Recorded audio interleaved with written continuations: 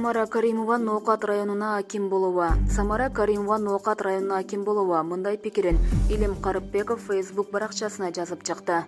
Ноокат акимине Самара Каримованы байкап көрбөйсүздөр быя туугандар. Жаңы ПМ өзүнүн энесин Ноокаттын акимдигинен бошотуп тур.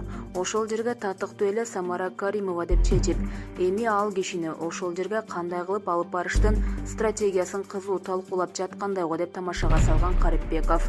Булак Медиа Центр KG.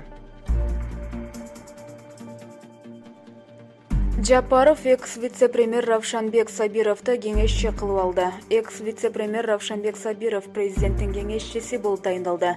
Бул тууралуу өлкө башчынын маалымат кызматы билдирди. Тиешелүү жарлыкка мамлекет жетекчиси Садыр Жапаров бүгүн кол койгон.